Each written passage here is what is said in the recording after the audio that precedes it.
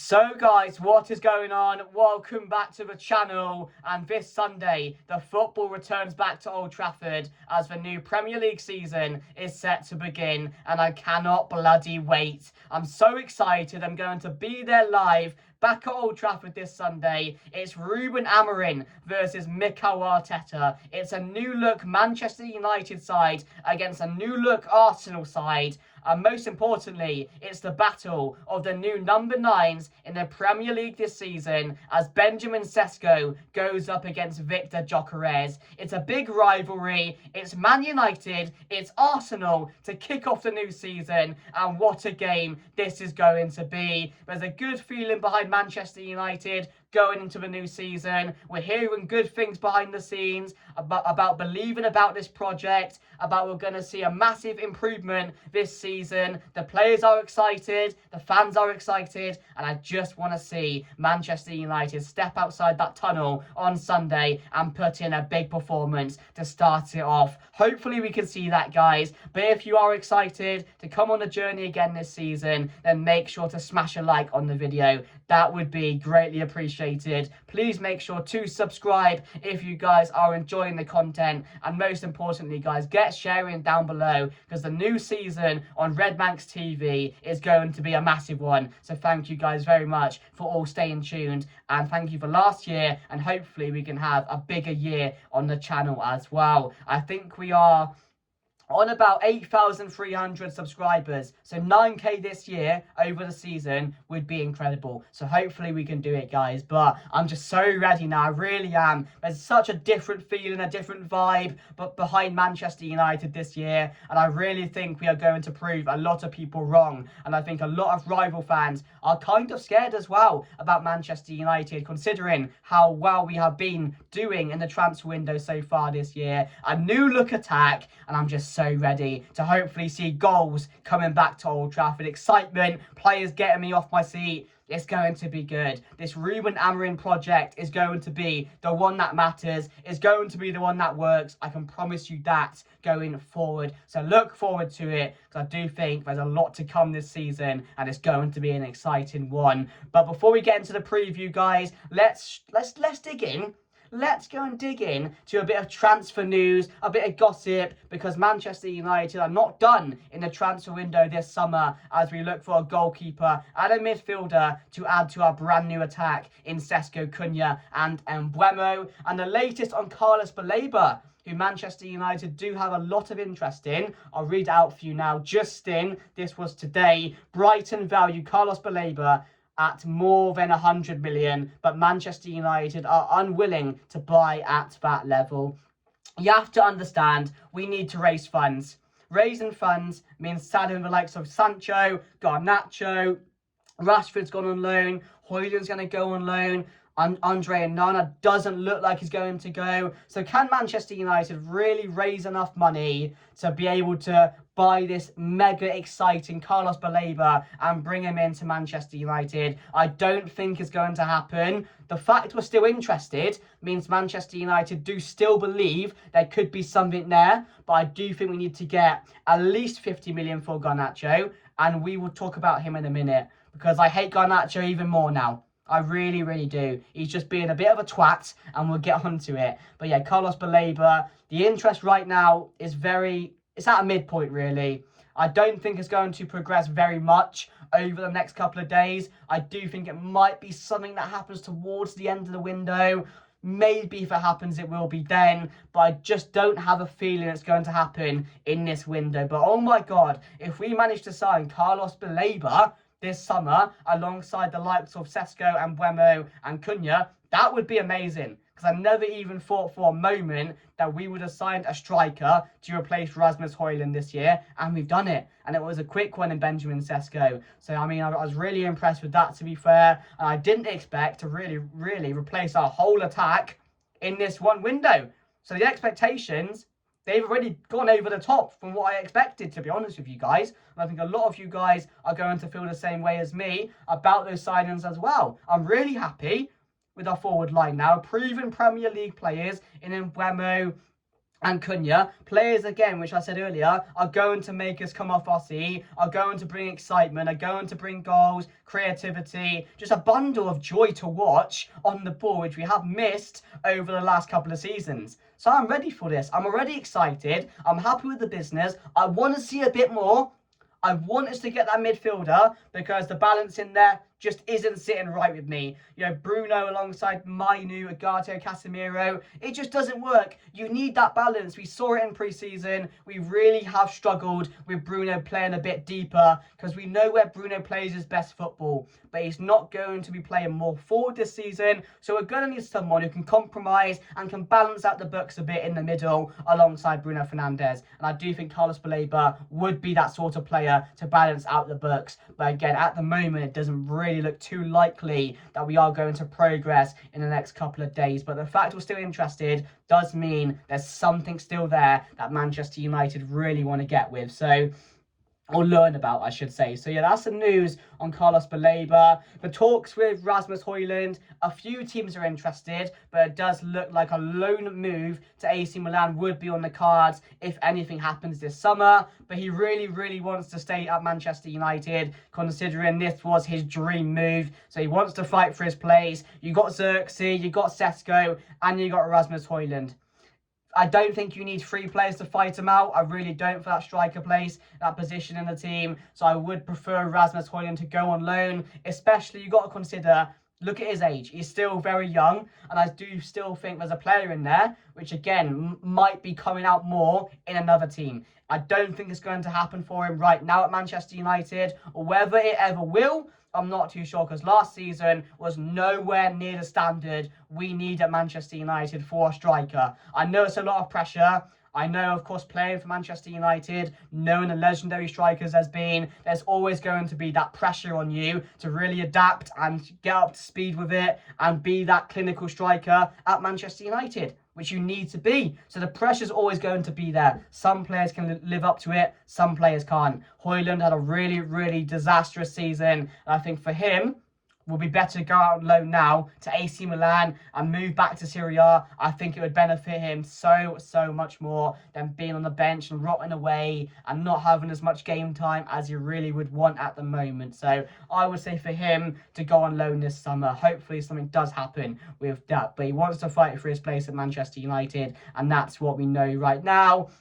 The Garnacho situation, well, the Garnacho situation is really pissing me off because I will say this now. Manchester United, don't budge. Do not budge on your 50 million price tag or even 40 million for Garnacho. You had Chelsea offering 30 million and they're deadwood. Disasi, whatever his name is. He is a disaster, isn't he? Disasi and Kunku plus 30 million. Get out of here. I'm sorry, but if you don't value Garnacho at Jamie Gittin's level at 50 million, then that's crazy to me, because he has a lot more potential than Jamie Gittins has, and Jamie Gittins went there for 50 million. So don't you dare come in with that deal for 30 million plus Disasi or someone like that, players we don't want or don't need in the squad.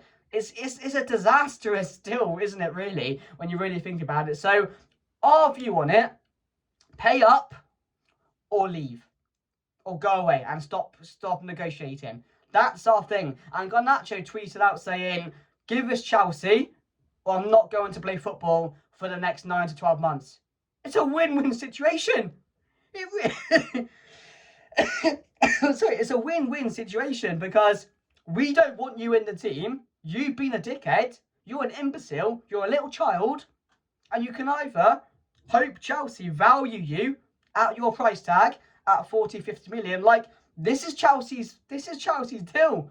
If they don't value you at your price tag, that's it, mate. You can go and rot in their reserves. They might want you there, and you can ruin your career. Happily. Go on, but don't come out putting threats to Manchester United saying, give us Chelsea, or I'm not going to play football. We don't care. It's a win-win situation. So that situation's a crazy one. Hopefully something does get resolved. But for me, Manchester United do not budge. 40 to 50 million or nothing. or nothing. And that's the view on the Garnacho situation right now. But that's all the major transfer news around Manchester United. There was some Donnarumma news, but he looks like he's going to Manchester City now. I would have taken Donnarumma. I really would have.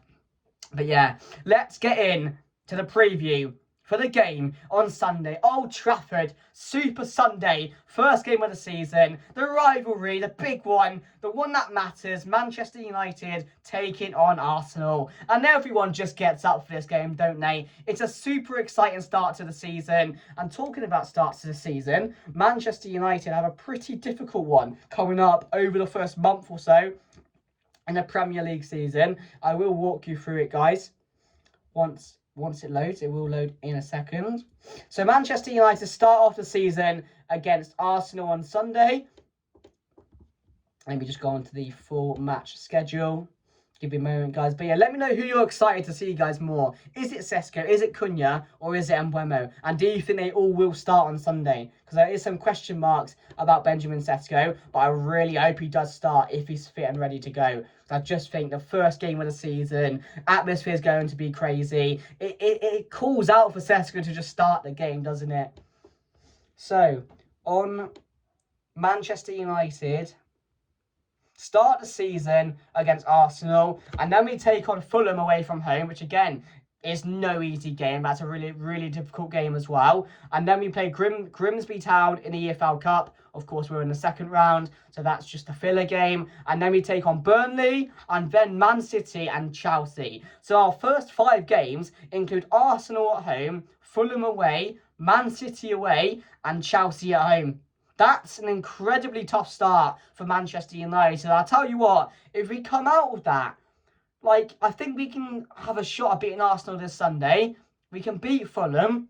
City will be a tough one. Chelsea at home as well. So 2 home games there against 2 of the biggest clubs who, of course, we need to win against.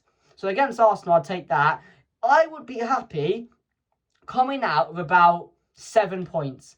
I will be happy coming out from those 5 games with 7 points. I really would. I want to win them all, but again, you've got to be realistic. Going to City away that early is going to be incredibly tough. But again, Chelsea at Old Trafford, Arsenal at Old Trafford. I fancy us. I really, really fancy us in those games. Fulham away as well. I fancy us getting something there. Burnley at home. So we could really, knowing how tough this is, we can still come out of this really positively in the first 5 games. So let me know your thoughts down below. How many points are we getting from the first 5 games of the season? But I'm looking forward to it because having these big games at the start of the season, it feels good because it doesn't allow teams to get up to speed. You don't know what you're expecting. New players are coming in. You don't know how they're going to adapt. So to play these teams actually at this stage is only a plus. It's only a plus for Manchester United, but I do see it as a tough start, but also as a bit of an advantage to start the season, especially with some of those games being at home as well. But yeah, let me know your thoughts down below, guys, and let's get in to Manchester United and my team news going into the game and what to expect as well, and then we'll talk a bit about Arsenal. So my team going into the game: Andre Onana to start. We have heard he is fit and he should be available to start on Sunday, which is really good news because I would prefer Andre Onana over Bayindir 100%. So I'm going to go with Andre Onana. The back 3, Lenny Yoro, De Ligt and Maguire, but possibly you may see Aiden Heaven, but he did come off with a slight injury the other day in our pre-season game. So I have a feeling it's going to be Maguire, De Ligt and Lenny Yoro, which I'm really happy with. Maybe Shaw starts as well. That's another question mark. Does Shaw start this game? He's been playing in pre-season. Again, would you trust Shaw to start, though? I'm not too sure at the moment, knowing how poor he's been recently. So my top defence would be Maguire, De Ligt, and Lenny Yoro. Martinez as well is coming up to speed. I just don't think he'll be ready to start the season. But also, Lisandro Martinez, when he's fully fit, is he a player which comes straight in? Because, of course, he had a hard time of injury, but he was one of our star centre-backs not so long ago. So, another question mark. There's a lot of competition in the centre-back area, and Aiden Heaven's coming on like trumps as well. So, I mean, he's got a question mark in there as well to be in the team. So, I'm liking this competition. I'm liking our squad depth. So I'm going to go with those 3, Maguire, De Ligt and Yoro, with Patrick Dorgu and Amad Diallo starting for me as wing-backs. Dallo, or Amad Diallo, guys? Let me know down below. I think Diallo defensively, of course, we probably know is better than Amad Diallo, but I think that fullback, you really want bombing down there. You want that creativity, and I think Amad Diallo provides that a lot more than Diego Dallo would do. He also provides assists and goals a lot more than Diego Dallo would. So, I mean, at fullback, he's not put a foot wrong. So I would try and start that and see where it goes. Try it for the first couple of games. If it doesn't work, go straight back to Diego Dallo. If not, then maybe you can see about playing Amad Diallo further forward and just rotating him with the likes of Mbeumo. But you don't know until it works. And I think this season, I think a lot of these players are going to really come on and really improve so much in this new system, considering they've had a whole pre-season now, a few friendlies. It's a fresh start. It's a fresh beginning. It's a do-or-die season for Ruben Amorim. It really is. It's his season to really prove himself now. And in this team now, he's got the balance. He's got the players he wanted this summer. He's got a fresh attack. There's no excuses now going into it, other than if he can get a midfielder that will really strengthen us that little bit more that we need. So in the midfield, I'm going to go with Bruno Fernandes.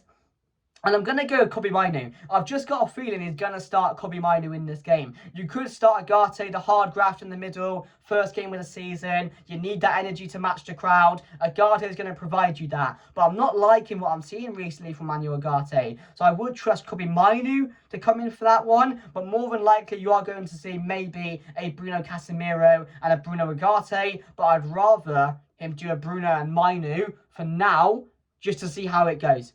That's what I'd rather you do, because I do think having Mainoo in there provides you with that bit of technicality, that close control on the ball, that creativity which you need, and he can drive the team forward as well, which again is really important in the midfield. So, I mean, I'm hoping he does go with Mainoo, but again, maybe you need Agate, the guy who would track back more than Mainoo would, or Casemiro, the more experienced player, first game of the season, big game against Arsenal. So again, there's so many question marks about any of these players and what Ruben Amorim is set to do on Sunday. He will have his plan.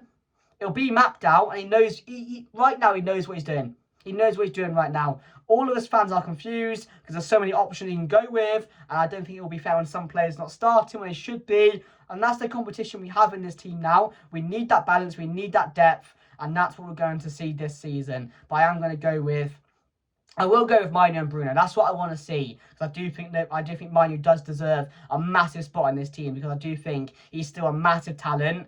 And I do think he can really provide for us this season in many key moments. So I'm going to trust those two in the middle. And then the front three, I'm going to go with Cunha and Mbeumo. I'm going to go Cunha and Mbeumo and Sesko. That's my front three going into it, guys. I think that's really exciting. I think that's going to really provide a lot of entertainment, a lot of goals. I do think we are really going to see Manchester United really come on leaps and bounds this season with that attack. I do think when you've got Mbeumo in there, proven Premier League players, similar to Cunha, they just have that intensity. They drive forward with the ball. They cause defenders chaos. They're dangerous. They get the fans off their seat. And I think it's really, really efficient now. We have that in the team, because the fans have missed that. We really need that this season. And also, I do think we could benefit from having that tenacity in the attack, which we have missed going forward as well. I do think we are going to score a lot more goals. The output's going to be there. I do think we're going to see Mbeumo and Cunha put up some really incredible numbers this season. I do think we really are going to see a massive, massive difference. But also, another question mark, Mason Mount started as striker in our last game against Fiorentina. So if Sesko is not available to start and is not up to full fitness, which could be a real possibility, Mason Mount could start in the number 9 position. Whether I would trust that and go with that is a massive question mark as well, because I wouldn't personally. But you saw it in the Fiorentina game, and that was the last game before the new season. So maybe that tells you something about him starting the next game against Arsenal. Maybe it does. It's just a theory I've got. Maybe he was planning out that team to play in the Arsenal game. That's a possibility as well. But like I said, if Sesko is ready to go, I would start Sesko. Whether Amorim will do it is another situation to see. But it's exciting, guys, and I cannot wait for the season to begin. And if you guys are as well, let me know down below. As we said, Arsenal, we know how good they are. Gyökeres and Zubamendi, players like that, adding them to the team are only going to make them stronger. Saka, again, one hell of a player, we have to admit it. But with that number 9 now, will that be the answer to Arsenal's problems now? Will they now go on to win the league and prove everyone wrong and basically say, do you know what, we needed a striker, a clinical striker, to really boost our chances of winning the league? That's on them this season, but they are going to be dangerous. I expect them to come here and I expect them to want to play with the ball. I expect them to attack us. They're not going to be scared of Manchester United, but the atmosphere back at Old Trafford, first game of the season, is going to be simply incredible. It's a new start, it's a fresh beginning, and it's a do-or-die season for Ruben Amorim now. But the players are excited. We're hearing good things behind the scenes. I think the fans are even more confident than they were last season, and rightly so, because we're getting these players in now which are proven Premier League players, exciting players which are going to get us off our feet, which are going to provide us many good moments this season. So there's a right to be excited now, because this has to be the season where Manchester United turn up. This has to be the season of change. This has to be the season where Manchester United improve, and I do think it's going to happen. And like I said, I don't think we're done in the window, and I do think we are going to surprise so many people this season with how well Manchester United do and come on from last season. And I'm just so excited now. I'm so ready for it. I'm just feeling so good, and I think this really reciprocated within the fans as well. But thank you for watching the preview, guys. My score predictions, I'm going to say Manchester United to win this game 2-1. I'm going to say Mbeumo, and I'm going to say I'll go Cunha as well. Why not? Why not? Why not go with Cunha to score as well? He's looked good in pre-season. They're providing us with moments already, and again, they're just players which are really gonna really excite us going forward, and that's what we need. So make sure to like the video, guys. Thank you very much for watching. If you did enjoy, subscribe down below for more content on the channel this season. And if you're with me on the journey, guys, share the video and make sure to let me know down below. But thank you for watching, guys. I really appreciate your support last season. Let's go again, even harder this season. And I'm really grateful for all you guys' support throughout the whole channel. And of course, just going forward now, I want to do things even better. I want to get stronger. I want to improve. And that's the plan going forward. So thank you for watching, guys. And I'll see you guys later. Goodbye.